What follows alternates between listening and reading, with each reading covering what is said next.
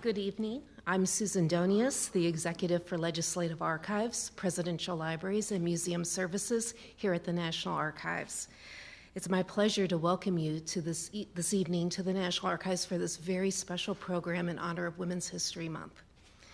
Tonight we are hosting a conversation with Dr. Diana Carlin, Anita McBride, and Nancy Kegan Smith, co-authors of the new book, Remember the First Ladies, the Legacies of America's History-Making Women. The three authors have written and lectured extensively on First Ladies and are founding members of the First Ladies Association for Research and Education, also known as FLAIR. Archivist of the United States, Dr. Colleen Shogan, will moderate the discussion, and a book signing will follow the program. Remember the First Ladies traces the evolution of the role of First Lady throughout American history, from its origins under Martha Washington through our current First Lady, Dr. Jill Biden.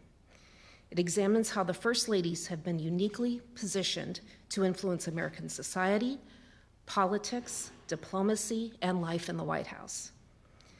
With both biographical and thematic chapters, the book showcases the influence these women had on such topics as civil rights, political campaigns, communication strategies, and on the White House itself. It's a truly remarkable read, and I look forward to tonight's discussion. I'd now like to introduce tonight's panelist. Anita McBride is executive in residence at the Center for Congressional and Presidential Studies in the School of Public Affairs at American University. She directs programming and national conferences on the legacies of First Ladies and their historical influence on politics, policy, and diplomacy. She also served as First Lady Laura Bush's Chief of Staff. Dr. Diana Carlin is Professor Emerita of Communication at St. Louis University and a retired professor of Communication Studies at the University of Kansas. She has also taught courses and has written about First Ladies for over 30 years. Next, we have Nancy Kegan Smith, who is an alum of the National Archives.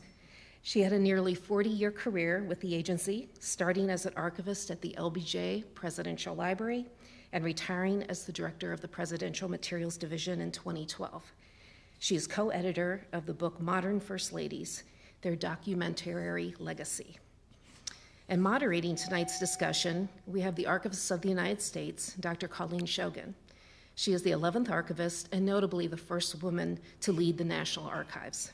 She is also a presidential scholar who has written extensively on First Ladies and women in politics. I hope you enjoyed tonight's program. Please join me in welcoming Diana Carlin, Anita McBride, and Nancy Kegan Smith. And over to you, Dr. Shogan. Thank you, thank you.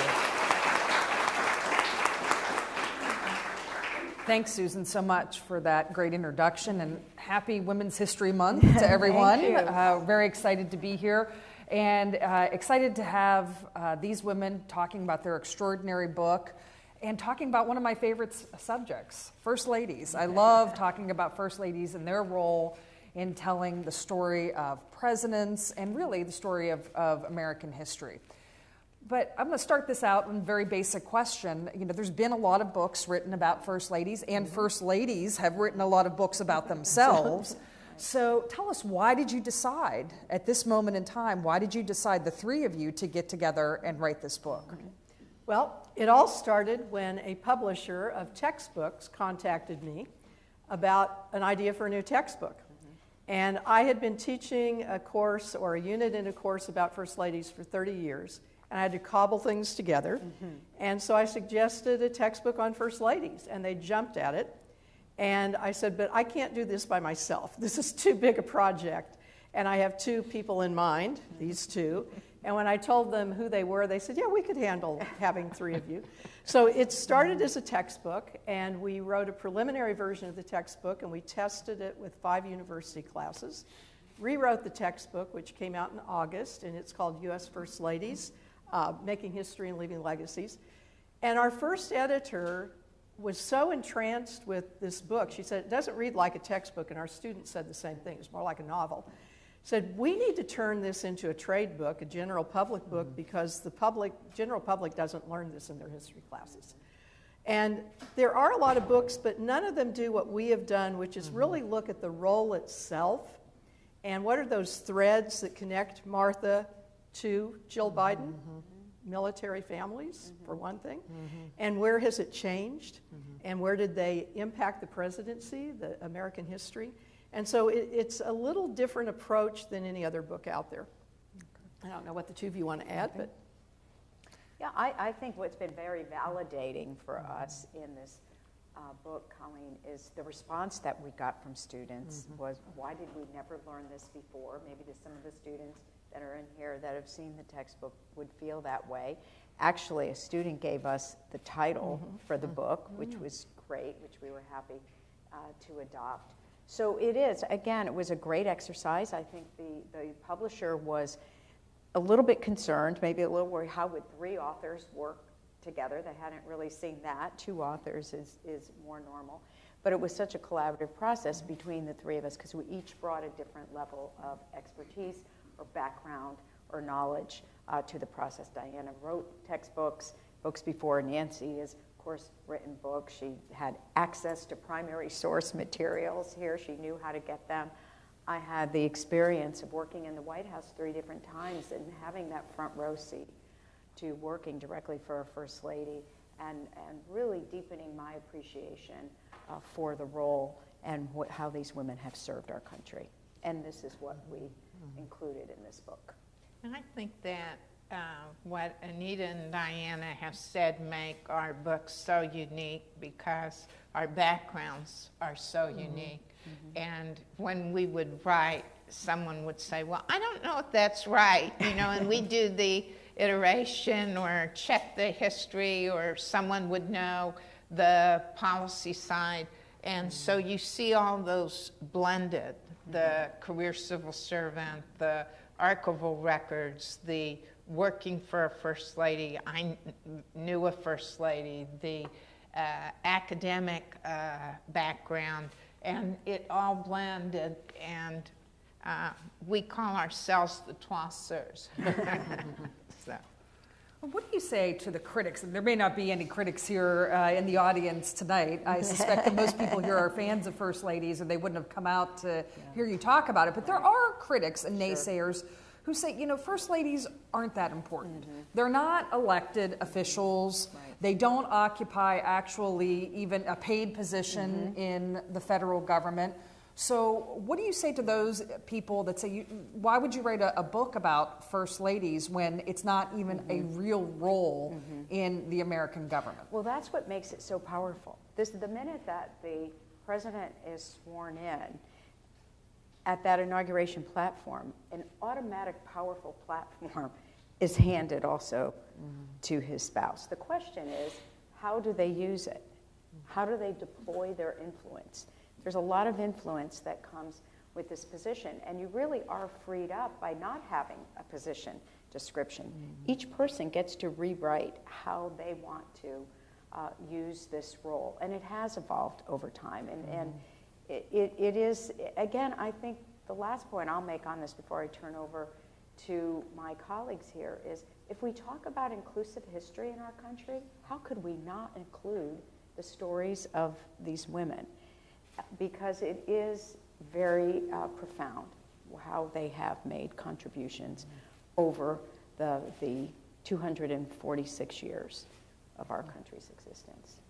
I will say that it really is partly, Nora, the first conference on First Ladies ever was convened by Betty Ford in 1984 at the Ford Museum. And she and Rosalind Carter said something very important. They said, we want to be studied as individuals and not as a partner. We want to be studied on our own for our own contributions.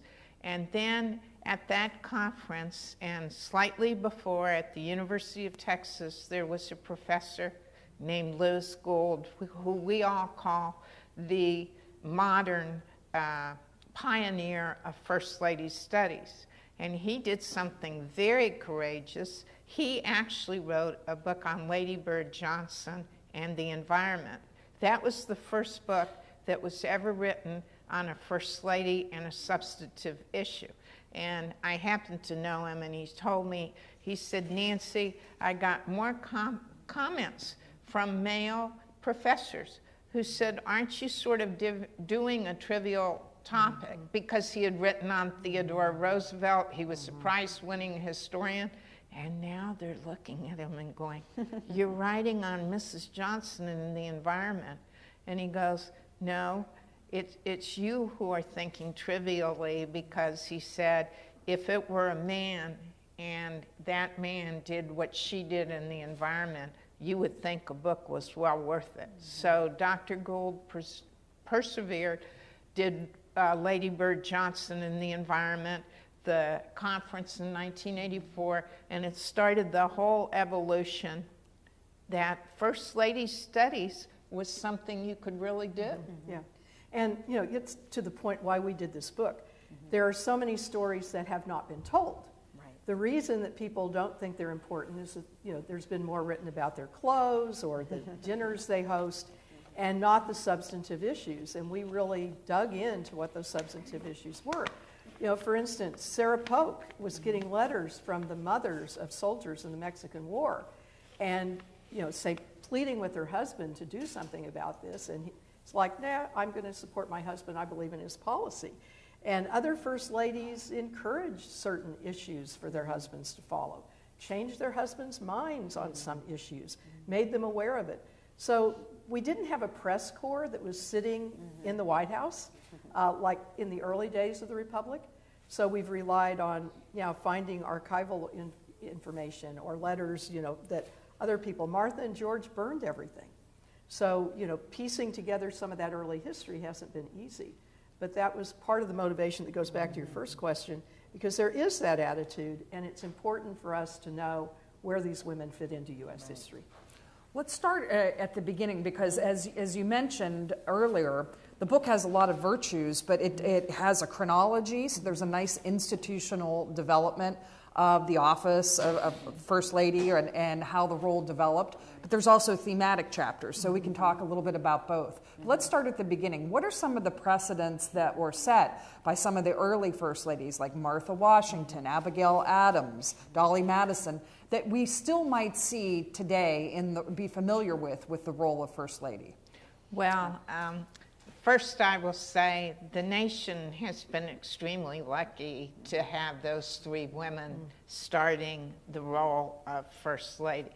They all loved their husbands. They had very warm relationships. They came from very different backgrounds, but they had no rule, no role, no rule book that told them what to do. They weren't in the Constitution, and by the way, they weren't given the vote or even mentioned. Women weren't mentioned in the Constitution. So you've got to realize that the early First Ladies did everything sort of in spite of the political atmosphere. But from the very beginning, George saw that he needed Martha's help. He was both head of the government and head of state for ceremonial functions. And Martha was well equipped to be a social hostess. And so that world of social hostessing, which is a lot more important than it sounds, fell to Martha. And they followed the British system with levees and dinners and receptions and bringing people in, because they thought it was very important for the new government, for the new country, to be able to meet its head.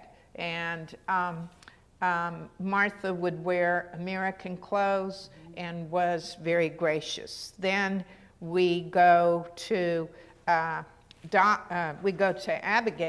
who comes from a very different world.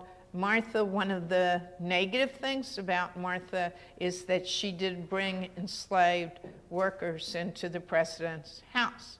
Abigail, who had been her second lady, was vehemently against slavery, an ardent abolitionist, but she really liked Martha and respected the dignity with which Martha did. And she basically followed Martha's social pattern as hostess. The difference with Abigail was that she was John's political confidant and really got into policy. And she very importantly influenced the role way before it's been done, really until the 20th century. Abigail would write letters to friends on policy issues, political issues, and ask them to send them to a publisher. Or she would send it to the publisher and say, could you please print this, but don't use my name. So that was amazing. And so she did that. She was very involved in patronage. Like the night before John Adams left office, she wanted to see the list of judges he wanted. And she was also very involved in giving him not so good advice through the Alien and Sedition Acts, which basically was passed because they didn't want criticism. She didn't want criticism of John. It was getting, these first ladies are in front of a factious environment. It's growing more factious. Some people were in favor of Britain. Some people were in favor of French. Abigail Adams hated criticism of John. They passed those acts which basically said you could be arrested if you criticize the government. And Thomas Jefferson, basically the vice president, wouldn't happen today. He took up and went back to Monticello. He just left. He was so infuriated. But she did gave John incredibly good advice. And then we get to Dolly, who is really the social hostess of the mostest, and today really very much has left her stamp on receptions. Dolly took the more formal reception, broadened it so much that they were called squeezes. People would squeeze into the room for her receptions, for Dolly's receptions. Picture this, James Madison, dark suit, short person, very quiet.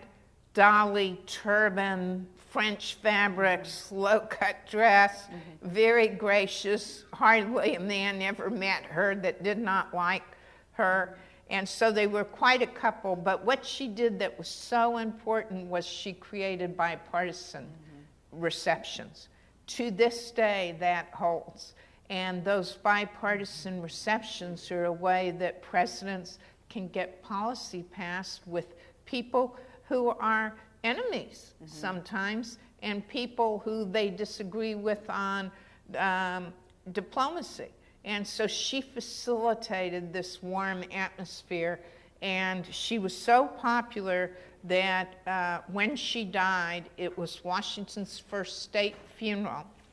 And Taylor said, President Taylor did the eulogy and said that we have lost, I'm not quoting word for word, but lost our first lady. And that term is started then, and it didn't really become well used to years later. But so those three first ladies were evolutionary in terms of affecting the role, in terms of having a role, not walking away from a role, doing the social function, and also getting very involved in the political world. I think in today's terms, we'd consider them influencers for their times. They really were. Now, if we fast forward a little bit to the modern articulation of the First Lady, there's at least two important developments. The development of the office of First Lady, which most people did not exist until really fairly recent times. And then also the ability of the First Lady to communicate directly with the American public, give speeches, you know, be able to actually be out there speaking on her own terms, giving her own speeches about initiatives or other things going on in the country. When did those two developments happen, and what First Ladies are responsible for those? Well, I'll take the first piece, sort of the evolution of the role and the structure around the role of First Lady, because again, remember looking at it through the lens that it's still not an official position to this day, but yet over time there is structure that has been placed around the position, staff, budget and resources. But for many, many years, in fact, not until 1901, with Edith Roosevelt was the first to have a first official position to her office, which was a social secretary. You know, she came into the White House, 5 rambunctious children, really overwhelmed, of course, with all of the social obligations. There were big changes that were going to be made to the White House. Again, this was a total renovation of the White House, a building of an executive office, now we call the West Wing. And so she hired Isabel Hagner. She really got the president, the government, to agree to have a federally paid, position to do this, to help her with the social events and also to help with media. She was very strategic on photos that she wanted released about her and her family. Again, like Abigail, placing what she wanted in the media. But that's the first official position that was created. As you heard Nancy mention, some of our early first ladies and first families that had enslaved workers in the White House. I think it was the first 9 or 11 first families had enslaved workers. But this was the first professional position. And that started the ball kind of rolling.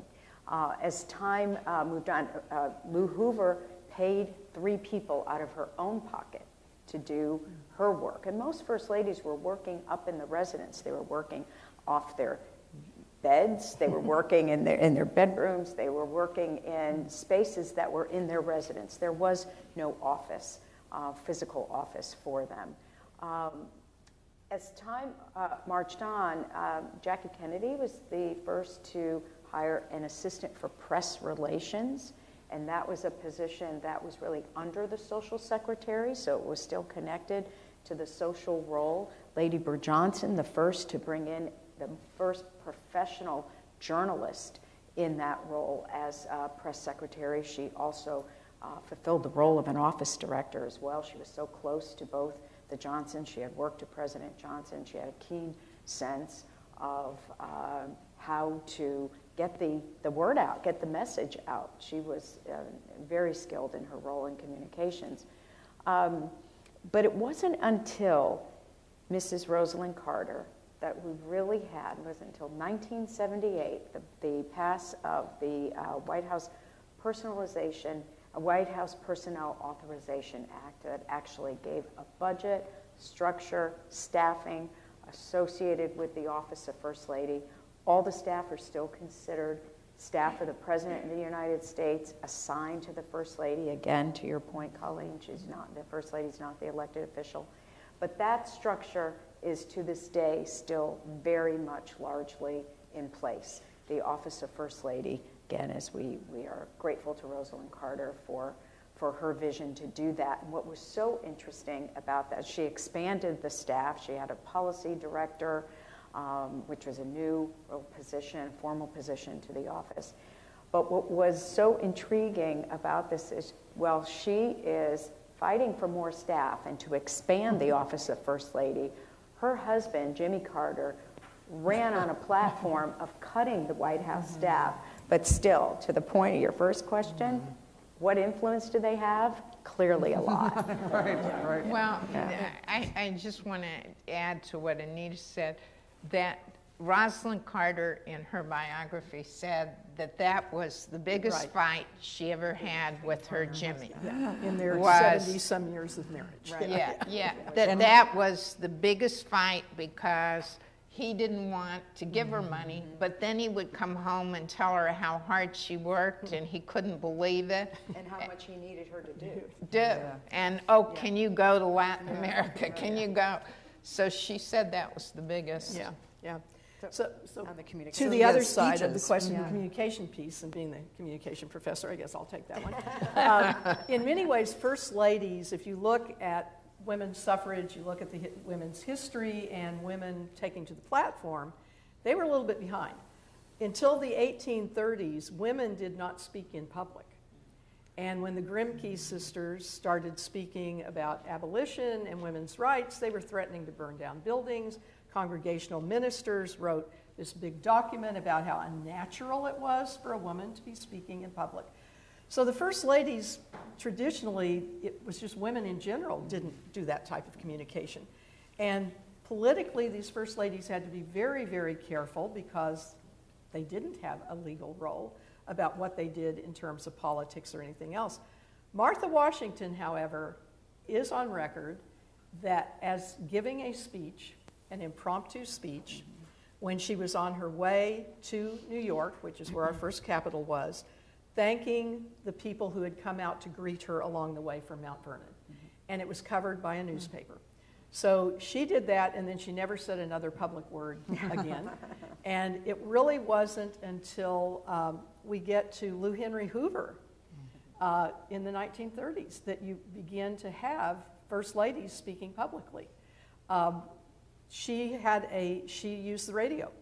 She's the first lady to actually give a speech over the radio, and she found it to be such a great way of communicating that she had a practice studio put into the White House. So she gave a lot of addresses. Florence Harding was invited to give a speech to a Republican women's group, but she didn't really know if she should be doing that or not. She kind of took the role of, she would make sure that she was being covered. So any event she had out on the White House lawn, she'd make sure the press came to cover it, and then she'd sort of talk to them off the record, but she still didn't think, even at that point, that she should be talking. So Lou starts giving all of these speeches, and then we, of course, get to Eleanor, who then takes it to other levels. We have Bess stepping back, Mamie stepping back and not doing as much with public speeches. And then we get to Jackie Kennedy, who, when she hired that press secretary, said, give them as little as possible, but do it politely. And so, there was this interesting control. So then by the time you get to Lady Bird, you're really having Lady Bird out there giving speeches all over. She has a professional press person. But even before that, Julia Grant gave an actual press statement. She was really the first lady to actually make an official press statement. And it was that she did not intend to be a fashion dictator, and made that very clear. But she also fed the media and created the image of a first family. Right. She wanted them to know about the whole family. And so then Edith Roosevelt picked some of that up. So you saw this whole evolution. And Lady Bird, Eleanor and Lady Bird were probably the two, especially with all of the news conferences that Eleanor called immediately after becoming First Lady and having women journalists, that you began to see more activity. And now it's expected. If a first lady isn't doing a lot, everybody's going, what's going on? Right. But they've been very savvy, especially you began seeing an evolution, and I'll give Pat Nixon credit for some of this, with popular culture, inviting Sesame Street characters to the White House. And then Nancy Reagan making a cameo appearance on a television show, Different Strokes, to promote her drug policy. And so we now see them using popular culture, using television. Michelle Obama then gets into social media. So the modern First Lady, the current First Lady, has to do all of those things. So as communication has changed in our society, the First Ladies have begun adapting. And once women got the full right to vote in 1920, then you began seeing a lot more activity, and it was more possible. You mentioned Nancy Reagan with the Just Say No campaign. We also talked a little bit about Lady Bird and her environmentalism. So we're very familiar with First Ladies having policy initiatives that are sort of ancillary or supportive of the president's agenda. When did that practice start? Well, I would say it really took off with Eleanor. I mean, there were First Ladies like Martha who supported the military. But actually having issues was really the activism of Eleanor Roosevelt. And Eleanor Roosevelt was involved in so many policy issues and wrote her My Day column, and I don't know how the woman slept. The three of us studied her, and she'd be in Guadalcanal, and then she'd come home and write her My Day column, and then she'd go see soldiers. And so she was just the basis for policy, but she didn't focus on one thing, okay? Jackie focused on the White House, and she came in, she had been a young girl, she had seen the White House and wasn't impressed. And she traveled all over Europe, and she felt that the United States should have something comparable that we were proud of and that would speak well for the United States. Which was basically supportive of Kennedy's foreign policy, right? Right. In the evolving role of the United States in the world. Of course, the Kennedy staff didn't like it. That they thought it made her, it emphasized her rich issue. Elitist. And too elitist. And she just persevered. You can see pictures of her from the Kennedy Library, just being on the floor, drawing diagrams. It's really fascinating. If you've seen her White House tour, which is amazing, look at the section of the audiovisual before she does the White House tour, because she's not together at all. I mean, she's nervous. She's smoking one cigarette after another. She's asking the interviewer, you know, should I say this? And then she comes on and she's Calm. amazing. So she did the White House. Then Lady Bird, with Lyndon's help, and Lady Bird told me in an interview I did with her, I said, so did Lyndon sort of tell you what he wanted you to do? And she said, oh no, Nancy, he supported me on what I wanted to do. So she picked Head Start, she picked civil rights, she felt very strongly about civil rights, and she picked her true love growing up, you know, not having a mother at a very young age. She loved East Texas, and she loved the environment and beautification. And then we go to Pat Nixon, volunteerism, and serving as a formal liaison with foreign countries. Betty Ford, health, ERA. Rosalind Carter, mental health and immunization, and so many other things. Nancy Reagan, Just Say No. Barbara Bush, literacy and education. Hillary Clinton, health care and women's rights. Laura Bush, rights for Afghan women, girls, education and literacy. Michelle Obama, childhood obesity, military families, and military families are throughout there. You know, that is a common theme. Right. Education and fighting racism, and Melania Trump be best, and Dr. Biden, education, and her new women's health initiatives. So since then, they have normally picked topics. The interesting thing about policy is it reflects their journey of their heart, their desires. No one tells the First Lady, or if they do, they're not too intelligent, what they should choose. And I say that because the Obama staff in the beginning were trying to manage Michelle Obama and manage her schedule. And she's like, no one's managing my schedule, and I'm going to decide what issues I want to pick. And that, I will say, you know, in First Ladies, Jackie Kennedy asked Lady Bird Johnson to carry on the committee for her White House restoration efforts, but normally, First Ladies pick the desire of their heart.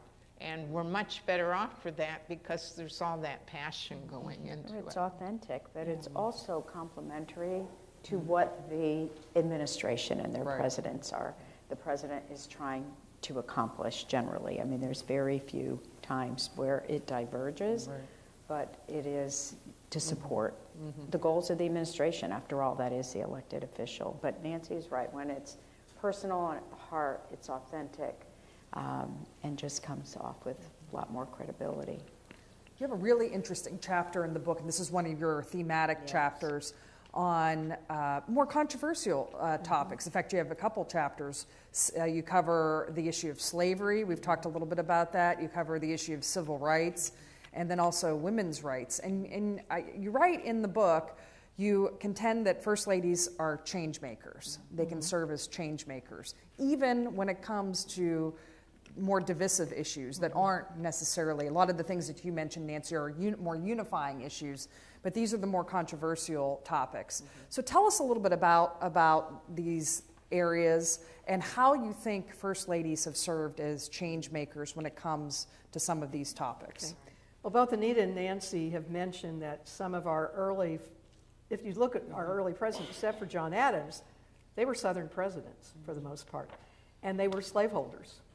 And Martha's, from a negative perspective in terms of change and influence on the White House, when they were in both New York and Philadelphia, Martha brought their enslaved workers to the president's home. And part of it was done for a cost-saving reason. Congress just didn't give them enough money to manage things.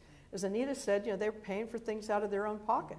All of these early presidents left with not a whole lot of money because they were having to supplement everything that they were getting. So there was this tradition that started that it was acceptable for the presidents to bring enslaved workers then into the White House, except for John and Abigail Adams.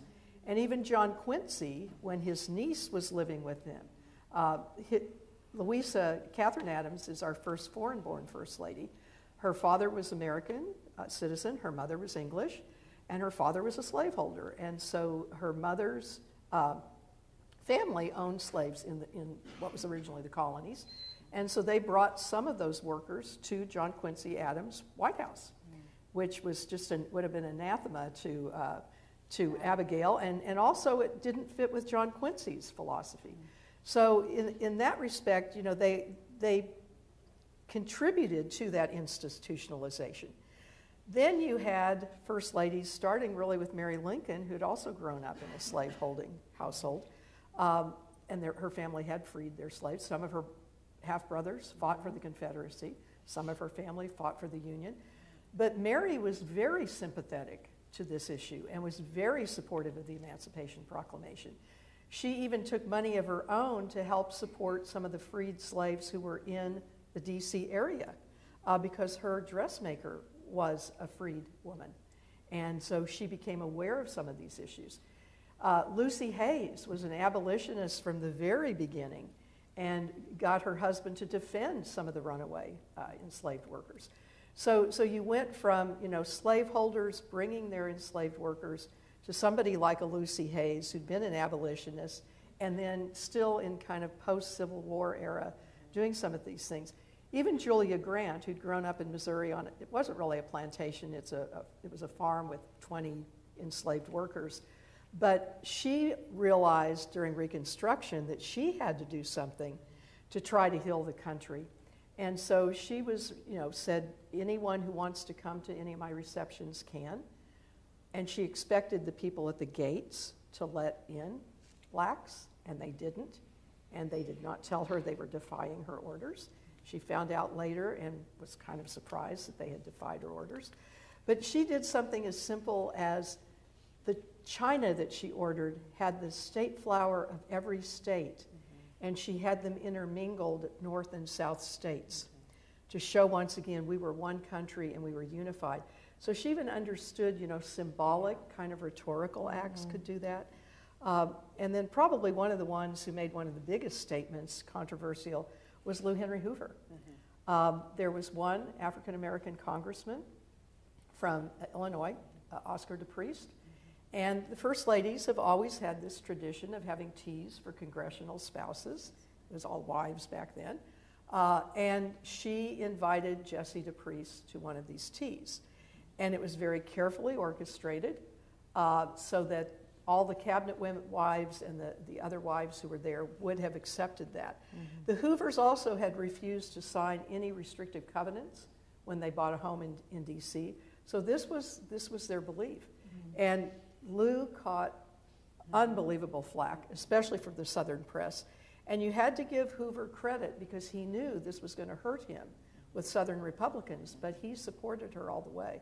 So there was a case that then I think helped pave the way for Eleanor Roosevelt to do what she did, especially on civil rights. And Nancy, you can take it from there. Well, Eleanor, I mean, here's Eleanor again, was just amazing. And she was much more liberal than FDR was, okay? FDR was liberal, but he was the politician. He was worried about losing Southern Democrats. And so she wanted him to support abolition of the poll tax. No. She supported anti-lynching legislation. No. She compared racism to fascism for what she got a lot of criticism on that. When he interred the Japanese, she wrote an article which she was going to publish, and clearly FDR must have gotten to her, which said, it's always easier not to make a mistake than correct a mistake. That was the title of the article. So you know what she thought about that.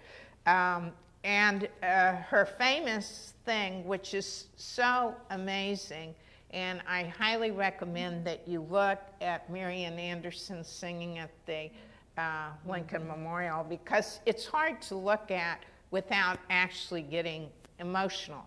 But famous opera singer Marian Anderson, the DAR turns her down. Eleanor, as a member, writes them, I'm sorry I refuse to be a member of you anymore, and arranges with the Department of Interior and Harold Ickes to have a huge ceremony where Marian Anderson sings in front of the Lincoln Memorial.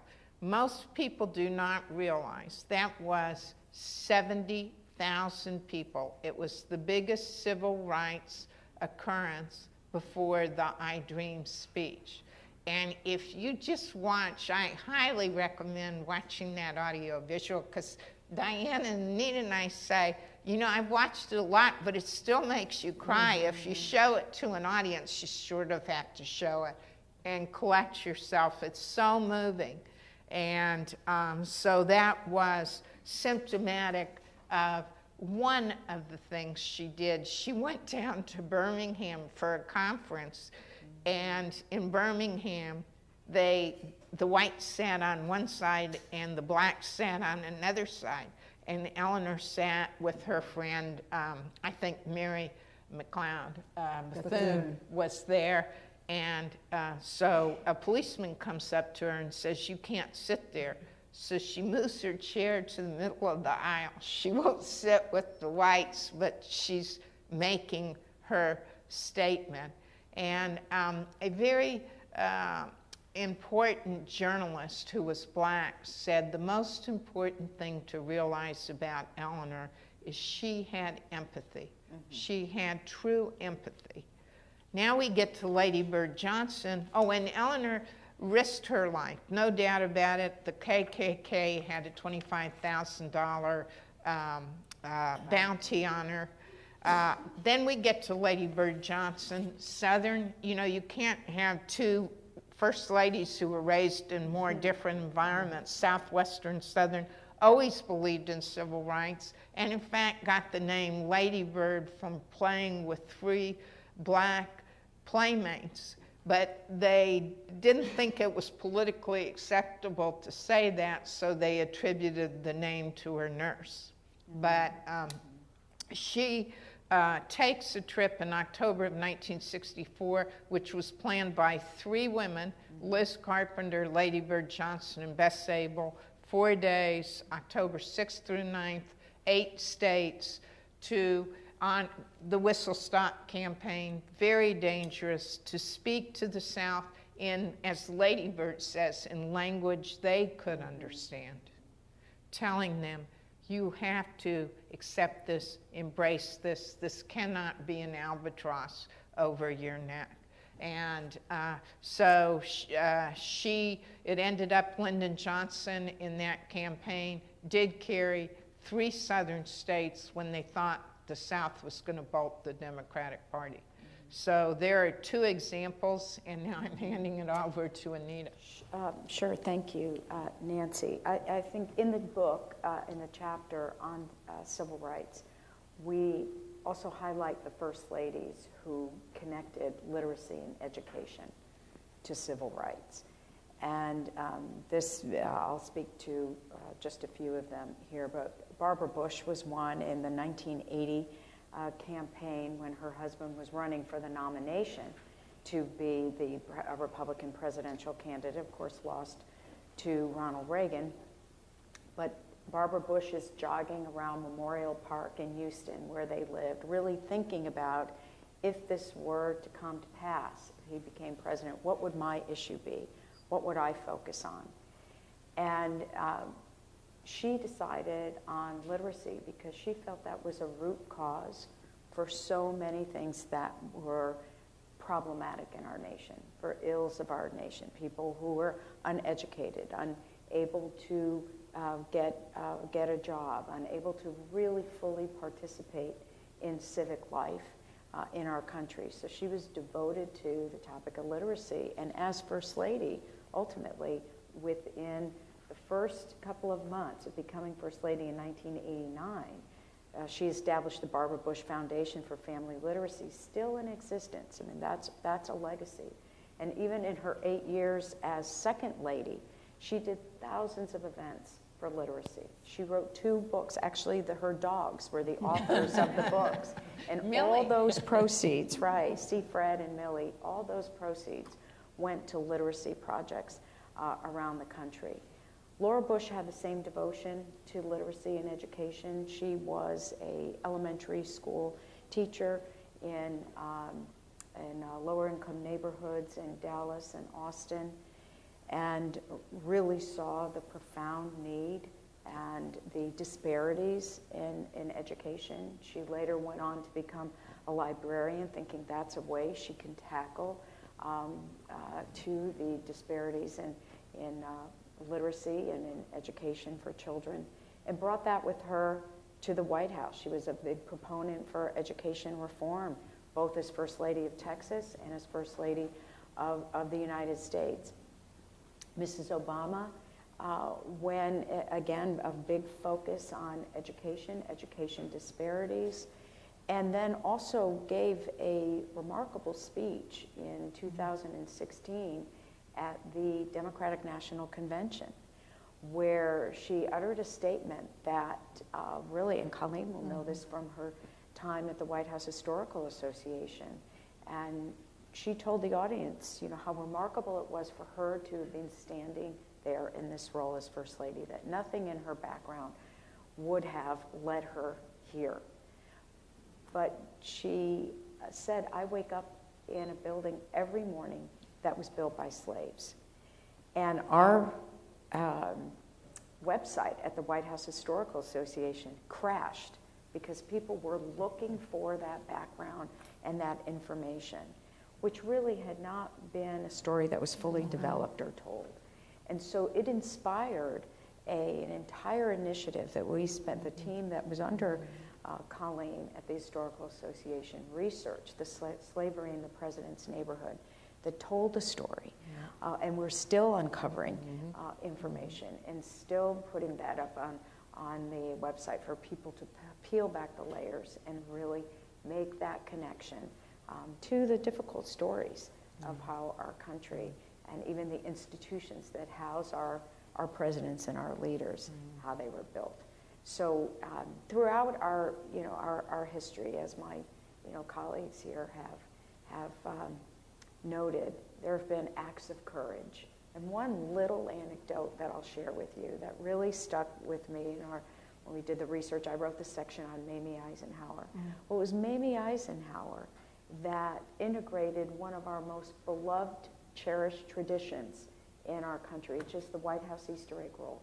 In 1953, as a new First Lady, she saw little black children on the other side of the fence peering in while other children are playing on the lawn, gathering, eggs and rolling eggs. And by 1954, the next Easter egg roll she presided over, it was integrated. And those are small acts but they're really profoundly important. So I have two more questions here, and then we're going to take some questions from the audience. So I have to ask this because we're here at the National Archives, but tell the audience about the role that the National Archives and presidential libraries played in your research for the book. Wonderful, wonderful, wonderful. Of course, I'm your poster girl for the archives, and having worked with the First Lady's papers throughout my career, 44 years, having the wonderful ability of getting to know and work with Mrs. Johnson and Lou Gould, I fell in love with First Ladies and how important they are. And y'all, there are the neatest materials in the libraries. To watch Barbara Bush give the Wellesley speech, which is one of the top 100 speeches, is amazing. Or to watch Hillary Clinton in Beijing say, women's rights are human rights and human rights are women's rights, is amazing. To find Mrs. Johnson made a statement to me in this interview I did with her, and she told me Jackie Kennedy at this tea she had Mrs. Johnson over to November 26th, gave her or sent her a 7-page handwritten letter asking her to do preservation. That letter had never been found. We found it. It was 7 pages of Jackie Kennedy's carefully handwritten notes with a legal assessment by a very famous lawyer named Clark Clifford.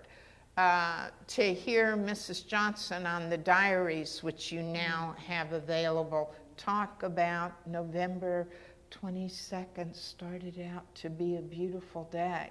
And to hear Jackie Kennedy crying on the phone to Lyndon Johnson when she thanks him for a letter. This is in December of 1963, and she says, I have one more letter in your hand, Mr. President, than I do in Jack's.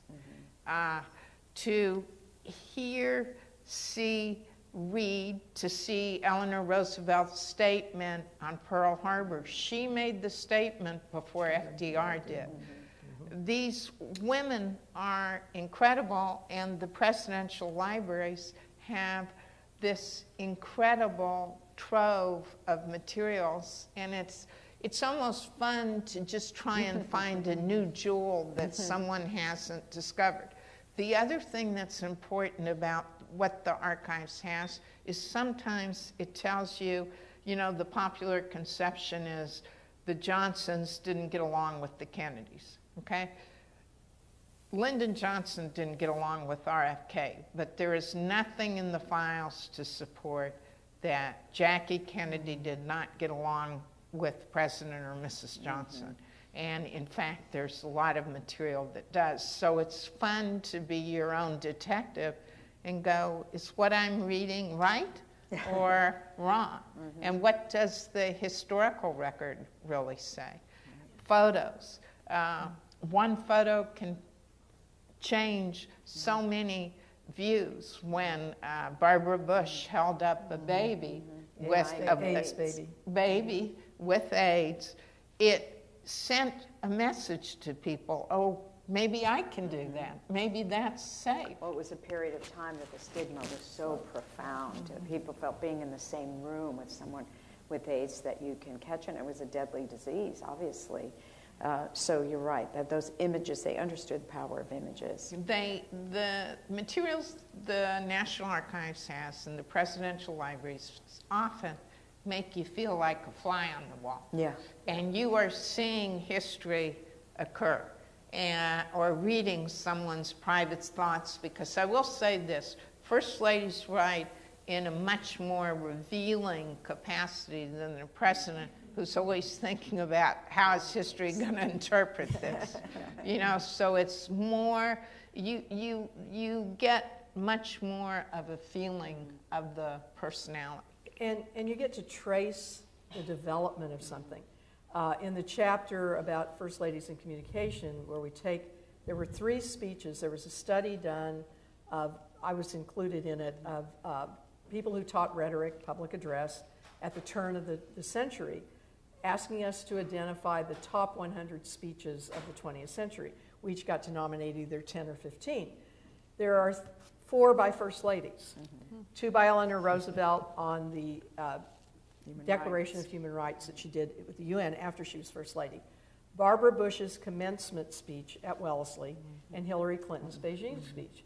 So without the archival records, we couldn't have had some insights. I spent 2 weeks at the Bush Library and dug through all of Barbara's papers and found how that speech was originally just going to be a general commencement address.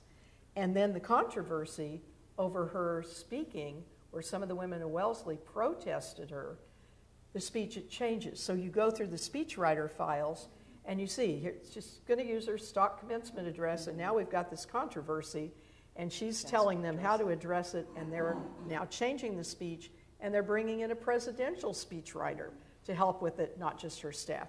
If you didn't have what was in the archives, you would not have that vision of how this adapted and how they fit into that environment, and how she came out with just an incredible speech. Yeah. So my last question, I have to ask this because I ask this a lot of times with people. You know, someday we are going to have a woman who will be in the White House, and we will then have a first gentleman who will serve in this role. Do you think that the role will change at all on the day when that happens, or do you think it will actually be very similar to what it is now? Well, you know, it's interesting. We have a couple of things to look at as examples on how this could adapt and how it could change. First of all, we have a lot of female governors in our country with male spouses who are, some are continuing to do their full-time jobs and provide a supportive role to the governor. We also have the example of the first, second gentleman. And it's been really intriguing and interesting to watch how he has adapted to the role, or the role has adapted to him. You know, he first came here and went to work at Georgetown University as a professor. He has a background. He's a lawyer, an entertainment lawyer. A very lucrative job that he left in California, but came here and started teaching at Georgetown in law. But he's also now recently been handed an initiative by the administration to run the anti-Semitism initiative, which is he's the point person for the administration on this as a Jewish man. And if you've watched any of his interviews and seen him on TV, he's quite knowledgeable, passionate, and articulate, and representing the administration in a very deep and engaging way. But his interviews have also been illustrative when asked about how he feels he's fulfilling the role. He said, first and foremost, I'm here to support the vice president. That's a very traditional response. So it indicates to me and to us that no matter who is in the position, male or female, ultimately, at the end of the day, their primary responsibility is doing whatever they can for the president to be successful, or in this case, the vice president, while also still maintaining a portfolio of ideas or issues, initiatives in which they are engaged. You know, we came close to this happening, right, twice in 2008 when Hillary Clinton was running for the nomination, Democratic nomination. What if Bill Clinton had become the first gentleman? He was already president of the United States. How do you sort of divorce all those responsibilities you had and become head of the social operation? I think he would have managed to do. I think he would have liked it. And she toyed with Mrs. Clinton toyed with what responsibility she would hand to him because of the depth of his knowledge, make him an ambassador at large. And then, of course, in 2016, it got even that much closer. So I think, we're firm believers that the position adapts to the occupant, and the occupant will adapt to the position. And, once again, history shows us in this position that there have been presidents who were widowers, presidents who were bachelors. You had presidents whose wives were ill, and other people took on that hostess piece. And we don't include them in our book. We only talk about the wives because they're the ones who have the real influence. But I don't think the first gentleman is going to have to decide what type of flowers are there. There will be people on the staff who can do that, just like that was all done when the president didn't have a wife to be the full-time hostess. So I think some of that will change, less engaged with some of the social things. But I don't think that gets them out of the diplomacy piece of the social side, and I think that will be a very important piece also. Absolutely. I think one thing I will be interested in, and I know one thing that Diana and Anita and I were amazed at, is the modern First Ladies have left such a legacy in terms of their foundations. Anita mentioned Mrs. Bush's literacy raised over $100 million. Lady Bird Johnson's Wildflower Center. They've all left a legacy that keeps on giving. Laura Bush, Betty Ford, Rosalind Carter. So I would be very interested because they're following their passion and they don't see their job as stopping when they get out of the door. I don't know, that passion is something that will necessarily translate. We'll just have to see, but it is in somewhat a very nurturing a very nurturing instinct that, but we were so surprised. We did that for the textbook, one of the chapters we lost in the trade book, but when we saw all of the foundations, we're just sitting around going, oh my goodness. Yeah, and one of the things a lot of the students commented on was that you hear more about the first ladies after a presidency oftentimes than you do the presidents themselves.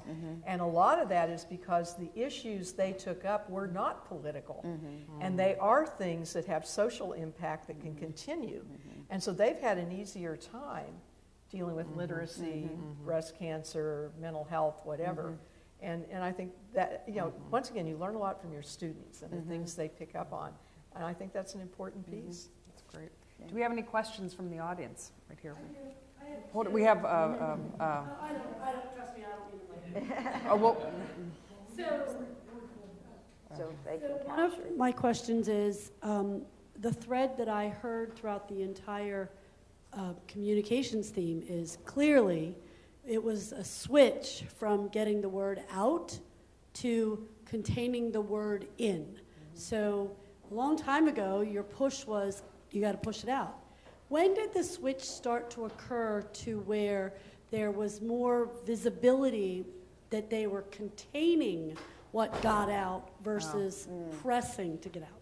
And then the second half of that is there any correlation to the role efforts shifting as women became more professional life oriented and therefore had that strategic thinking capability? Everybody has been very intelligent, but there was definitely a concerted effort at some point to strategize what the office would become. What the office of First Lady would become. I think when there is recognition of how much value can be added, but there were also times where a First Lady's initiatives or interest diverged from what the president or the administration was supporting. One example we see is Betty Ford. Betty Ford was a big proponent of the ERA, but so was Pat Nixon, and so were some First Ladies before that and First Ladies who followed. Yet that was not really a political imperative or, in fact, a bit of a concern for the Ford administration and the people around the president. But Betty Ford would not be silenced, and she was an advocate and a proponent. I don't know, are there other examples that we want to add like that? I think from the very beginning, Martha had an excellent sense of what needed to remain in and what needed to be out. She definitely had very strong political ideas. And if you read, Mount Vernon just did a new edition of all of her letters, even though she and George burned everything, and there are only 3 letters that survived by falling behind a drawer in a desk. You read her letters to everybody else, and she had opinions about easing things with the British. She knew what she thought about the political opponents, but she knew that was to stay in. And what she did externally was very important. So the image she created, who she opened the house to. He became ill right after he became president, had to have a cyst of some sort taken from his leg. And she represented him at a funeral of one of the generals from the Revolutionary War, because she needed to show that the presidency continued, that things were going on, and that she was taking care of some of that. So there was this awareness of both the internal and external, and Abigail with how she dealt with her letters, Dolly. And if you throughout the whole book, you see that they were very conscious of those 2 levels of what you give out, what you don't. Right. And like I said, Edith Roosevelt was a master at it. And some of the other first ladies, Florence Harding, who loved publicity, also knew where she had to start and stop. So I think it's been with us from the very beginning. It's just as the times changed and the way communication methods changed and everything else, they've adapted. Betty Ford would call it the media crucible. She was always worried, and first ladies who followed, I know that White Houses that I worked in, that first ladies were concerned that anything that they said publicly would be seen as opposite of what the president's belief might be. Barbara Bush got into trouble with this when she said something about gun rights against gun owners, when it was a policy of the administration to protect gun owners. So it is a bit of a tightrope that they walk, which contributes to part of your question, kind of keeping the strategy of protecting what message is actually going out. Because the last thing a First Lady really wants to be at the end of the day is a distraction from what the President and the West Wing are trying to accomplish. That makes news. And you don't want to be news for that reason. But and that's true, there are presidents who have used their wives. Yes. No doubt that FDR used Eleanor. People would come complain to her, and he says, I can't control my missus. And the same was true of Gerald Ford on ERA, and he says, talk to Betty. Right. And there are times when first ladies have found it, they feel so strongly on an issue, and this would be, I'm thinking of Walter Jenkins, who was a very close aide to Lyndon Johnson, had been with him in senatorial years. In August of 1964, is arrested in the YMCA for a homosexual act. And this was at a time where, this could kill Lyndon Johnson in the campaign. Well, the Johnsons were very, very close to the Jenkins. And Mrs. Johnson calls, there's a classic telephone conversation, runs 12 minutes long, which the archives has. And she calls up Lyndon and she says, I think we should offer Walter KLBJ, manager. And Lyndon's going, no, I think you can hear him, no. He goes, I think you need to talk to Clifford. And she goes, honey, I have. And then he says, so Clark Clifford's the lawyer. His other ace in the hole is Abe Fortas. And they're going back and forth. And he says, well, I think you need to talk to Abe. I have talked to Abe. Abe thinks this is okay. Well, I don't think this is a good idea. This is not something I can do. I do. And she says, well, I'll put out a statement. No, honey, there's a lot of honeys in it. I don't want you putting out a statement. Well, to cut it down, what she ends up doing after all of this is Mrs. Johnson writes a statement for the Washington Post. She has an aide personally take it over to Russ Wiggins, who was the publisher at the time, Russell Wiggins, and it is supporting Walter Jenkins, that he must have been under terrible stress. and that she knows that the nation hopes that he will get well soon and all of that. And, you know, I don't know if Lyndon Johnson was hot that night or not, but there's a direct example, and there are direct examples with Melania, where, you know, Trump says no masks, and she goes on TV doing masking commercials. Yeah, she made a PSA. You know, so certainly there are first ladies who have seen it as their strategic And their responsibility yeah, in a certain way. to differ. Yeah. But the final thing, and I hate to say this, is that these men chose so well. I mean, when you look over the historical and evolutionary arc, they have done such incredible things, and it's amazing that none of them knew they were going to have this job. No. Do we have any other? We have one more question. Okay. Hi, a couple times at the beginning you mentioned that First Lady is not an official role. Do you think it ever will be one? It's a great question, and it's a question that I remember Laura Bush being asked at the end of the administration if she thought the position, you know, should be paid, and she said, you know, at some point that may happen in the country, but I have to tell you my personal thought on this is I think the minute you're on the federal payroll, there's a different level of obligation requirement of you, and you're freed up from that by being the nation's, as Ronald Reagan called it, the nation's biggest volunteer in this role, and you know, and I'm interested to hear what my colleagues say about this, but it is probably the most important unofficial official role in our government, and I see no reason to change it, honestly. Yeah, the beauty of the position is that it isn't legislated. It is not paid for, Right. and that gives whoever has this position, you know, Such man or woman, to flexibility. do whatever they want with it. And we have one chapter we titled "Stepping Back from Activism," and they have that right to do that. But they were still doing things in their own way, and we make it really clear that the 4 women we talk about in that chapter were still very active, but they did it on their terms.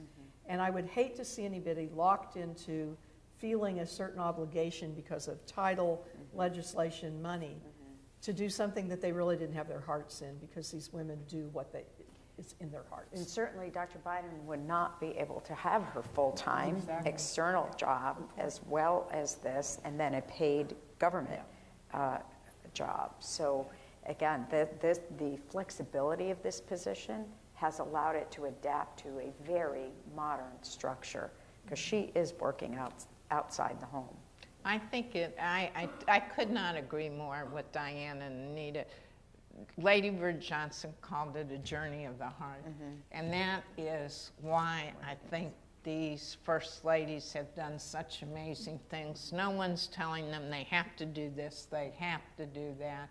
They have the freedom, which a president doesn't, because his agenda is often controlled by the crisis of the day, to somewhat focus on the passions that they want to focus on. So I think it would be, you'd lose a lot. Yeah.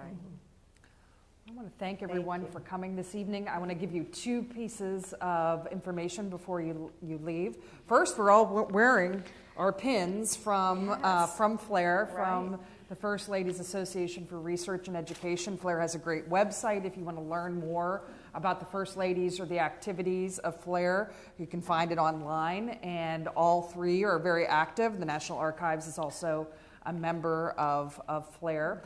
Thank you so much for coming to the National Archives. Thank you. Great question. Thank you. You did a great question. Colleen is very good. Thank you. Perfect. Yes. Oh, okay, picture. What do we